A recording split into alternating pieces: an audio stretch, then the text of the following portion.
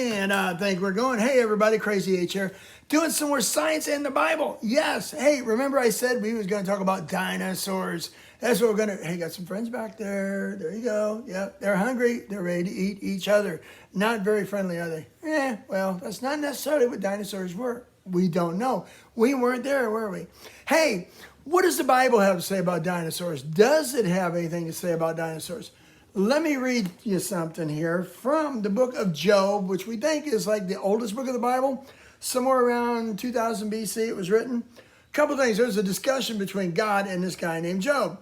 And God asked Job a couple of rhetorical questions. One is, look at the behemoth, which I made along with you. He eats grass like an ox. Look, his strength is in his hips and his power is in his stomach. He moves his tail like a cedar, and his sinews of his thighs are tightly knit. His bones are like beams of bronze. His ribs are like bars of iron.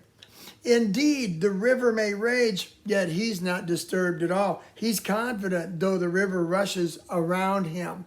This is talking about an extremely large animal. Now, we'll do a little bit of history here. First off, we didn't even know when the dinosaurs existed till about 1842. And the word, this guy dug up some bones and is like, oh, look, what is this? This is a big animal. It looks like a big lizard. Hey, dinosaur. That's where the word dinosaur comes from. So that's the first time we ever knew anything about a dinosaur. That's not true, though, because a lot of y'all will be very familiar with cave drawings and cavemen and cave women that drew pictures of, flying dragons. Where'd they get the idea for that? Now, if dinosaurs are millions of years old, we have a problem. And again, we're looking at science in the Bible, where science might be wrong, but the Bible's always been right. Now, the Bible says that these big critters named behemoth were made the same time that mankind was made. Now, that can make sense if you look at all the stories of dragons, fire-breathing dragons. And by the way, fire-breathing dragons, not so far-fetched, because you've got the little bombardier beetle down in, I think, South America that passes gas and it ignites to keep animals from eating it. So it's got noxious farts. Okay, really bad stuff. Now, we know that the Bible says everything was made the first 6 days. And that's what God was saying to Jonah. Say, hey, man, Jonah, what do you think about all that? Oh, what was that?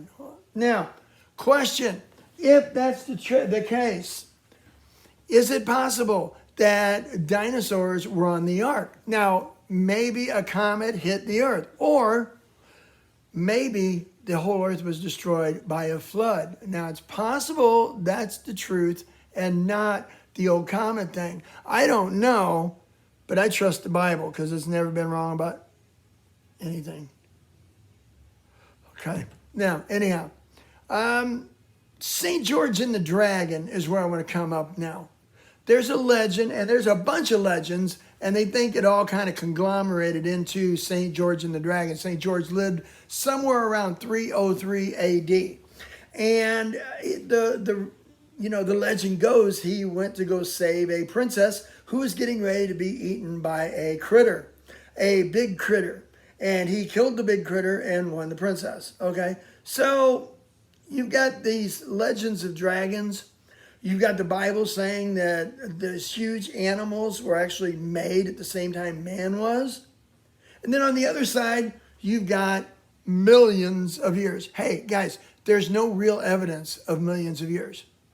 But there is historical evidence of time frames, of epochs on the earth. Depends on what you look at. You look at a glass that's half full. You look at a glass that's half empty. You look at a glass... Well, never mind. You could be like totally empty, but hey, that's a whole nother story. So, dinosaurs, they're mentioned in the Bible. I've had Christians come up to me and say, we won't go to the St. Louis Science Center because they talk about dinosaurs. Well, the Bible talks about dinosaurs. Well, they talk about dinosaurs millions of years ago. There's no reason to stop looking at real science. Really. You know what? If you want to know the truth, look it up for yourself. Don't sit and just listen to people. Certainly somebody like me. You don't want to listen to people like me. I'm just giving you ideas. I want to tell you what the Bible really does say. And it says there were some really big critters. It also mentions Leviathan that lived in the ocean. That could be attributed to a whale or a prehistoric critter. And for all we know, there could still be prehistoric critters alive somewhere in deep, dark Antarctica. No, that wouldn't be good. Those would be really big penguins. Okay, somewhere down in like Brazil or something that's never been explored. It's possible. We found fish that were supposed to be extinct for millions of years. They're still alive. We don't know what this earth has, but God does. So guys, think about this. Dinosaurs. They're maybe not what you've been told.